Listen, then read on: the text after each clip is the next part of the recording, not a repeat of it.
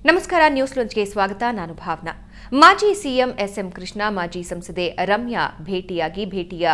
ಸಭೆ ಅಂತ್ಯವಾಗಿದೆ ಬೆಂಗಳೂರಿನ ಸದಾಶಿವನಗರದ ಎಸ್ಎಂ ಕೃಷ್ಣ ನಿವಾಸದಲ್ಲಿ ಭೇಟಿಯನ್ನ ಮಾಡಿದ್ದಾರೆ ರಾಜ್ಯ ರಾಜಕಾರಣಕ್ಕೆ ಬರುವ ಯಾವುದೇ ಉದ್ದೇಶ ಇಲ್ಲ ಇದು ಕೇವಲ ಸೌಜನ್ಯಯುತ ಭೇಟಿ ಅಂತ ರಮ್ಯಾ ಸ್ಪಷ್ಟನೆ ನೀಡಿದ್ದಾರೆ ಎಸ್ಎಂ ಕೃಷ್ಣ ಜೊತೆ ಕೆಲ ಹೊತ್ತು ಮಾತುಕತೆಯನ್ನ ಮಾಜಿ ಸಂಸದೆ ರಮ್ಯಾ ನಡೆಸಿದ್ದಾರೆ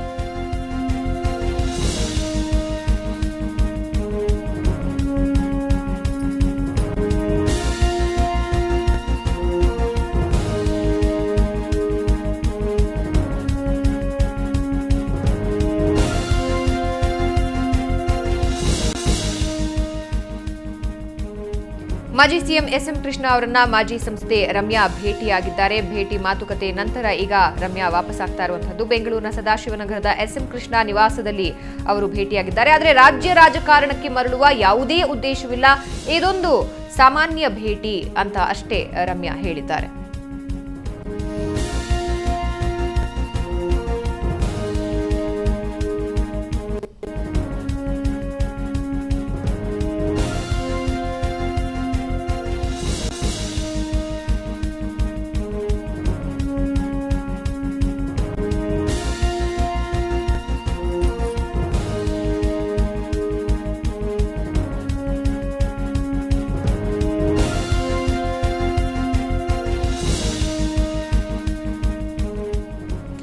ಈ ಬಗ್ಗೆ ಇನ್ನಷ್ಟು ಮಾಹಿತಿಯನ್ನ ನೀಡ್ತಾರೆ ನಮ್ಮ ಪ್ರತಿನಿಧಿ ಶಂಕರ್ ಪಾಗೋಜಿ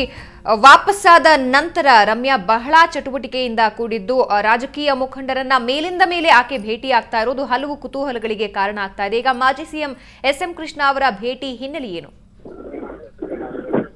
ಭಾವನಾ ಮಾಜಿ ಸಂಸದೆ ಆಗಿರುವಂತಹ ರಮ್ಯಾ ಅವರು ಮೊನ್ನೆ ಏನು ರಾಹುಲ್ ಗಾಂಧಿ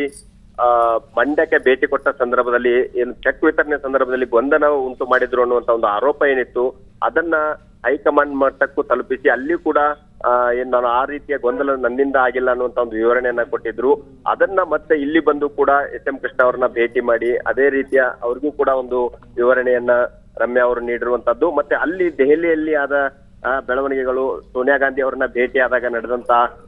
ಬೆಳವಣಿಗೆಗಳು ಮತ್ತೆ ಮಂಡ್ಯದಲ್ಲಿ ಆದಂತಹ ಬೆಳವಣಿಗೆಗಳ ಕುರಿತಂತೆ ರಮ್ಯಾ ಎಸ್ ಎಂ ಕೃಷ್ಣ ಅವರ ಜೊತೆಗೆ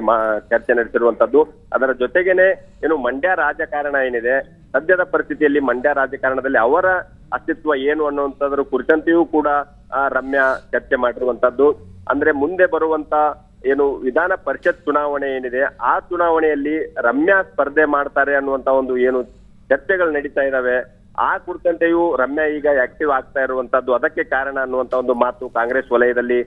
ಕೇಳಿ ಬರ್ತಾ ಇರುವಂತದ್ದು ಹೀಗಾಗಿ ಮುಂದಿನ ತಮ್ಮ ರಾಜಕೀಯ ನಡೆ ಕುರಿತಂತೆಯೂ ಕೂಡ ರಮ್ಯಾ ಇವತ್ತು ಎಸ್ ಎಂ ಕೃಷ್ಣ ಅವರ ಜೊತೆಗೆ ಮಾತುಕತೆ ನಡೆಸಿದ್ದಾರೆ ಭಾವನಾ ಸೊ ಈ ಹಿನ್ನೆಲೆಯಲ್ಲಿ ಏನಾದ್ರೂ ಪ್ರಮುಖ ಬೆಳವಣಿಗೆಗಳು ನಡೆಯುವಂತಹ ಸಾಧ್ಯತೆ ಇದೆಯಾ ರಮ್ಯಾ ರಾಜಕಾರಣ ಹಿನ್ನೆಲೆಯಲ್ಲಿ ಮಾತನಾಡೋದಾದ್ರೆ ಭಾವನಾ ಸದ್ಯಕ್ಕೆ ರಮ್ಯಾ ಏನು ವಿದೇಶದಿಂದ ವಾಪಸ್ ಬಂದ ನಂತರ ಏನು ರಾಜ್ಯ ರಾಜಕಾರಣದಲ್ಲಿ ಆಕ್ಟಿವ್ ಆಗಿ ಓಡಾಡ್ತಾ ಇದ್ದಾರೆ ವಿಶೇಷವಾಗಿ ಮಂಡ್ಯ ರಾಜಕಾರಣದಲ್ಲಿ ಎಲ್ಲ ಚಟುವಟಿಕೆಗಳಲ್ಲಿ ಭಾಗವಹಿಸ್ತಾ ಇರುವಂತದ್ದು ಮತ್ತು ರೈತರ ಆತ್ಮಹತ್ಯೆ ಮಾಡಿಕೊಂಡಂತ ಮನೆಗಳಿಗೆ ಭೇಟಿ ಕೊಡುವಂತದ್ದು ಇದೆಲ್ಲ ಸೂಚನೆಗಳನ್ನ ಕಾಂಗ್ರೆಸ್ನ ಒಂದು ವಲಯ ಏನಿದೆ ಇನ್ನೊಂದು ಬಣ ಏನಿದೆ ಅವರು ವಿರೋಧವನ್ನು ಕೂಡ ಮಾಡ್ತಾ ಇದ್ದಾರೆ ಅಂದ್ರೆ ಎಂಪಿ ಚುನಾವಣೆಯಲ್ಲಿ ರಮ್ಯಾ ಏನು ಸೋಲ್ಕೊಂಡ್ರು ಆ ನಂತರ ಅವರು ಮಂಡ್ಯಕ್ಕೂ ಬಂದಿರ್ಲಿಲ್ಲ ಅಥವಾ ಯಾವುದೇ ರಾಜಕೀಯ ಚಟುವಟಿಕೆಗಳಲ್ಲಿ ಪಾಲ್ಗೊಂಡಿರ್ಲಿಲ್ಲ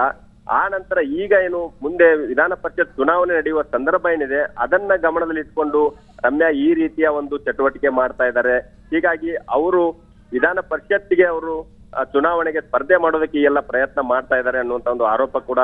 ಕೇಳಿ ಬರ್ತಾ ಇದೆ ಹೀಗಾಗಿ ಈ ಬೆಳವಣಿಗೆ ಏನಿದೆ ಎಸ್ ಎಂ ಕೃಷ್ಣ ಅವ್ರನ್ನ ಭೇಟಿ ಮಾಡಿರುವಂತದ್ದು ಕೂಡ ಅದಕ್ಕೆ ಪೂರಕವಾಗಿರುವಂತದ್ದು ಮುಂದಿನ ದಿನಗಳಲ್ಲಿ ಏನು ಫೆಬ್ರವರಿಯಲ್ಲಿ ನಡೀತಾ ಇರುವಂತಹ ಸ್ಥಳೀಯ ಸಂಸ್ಥೆಗಳ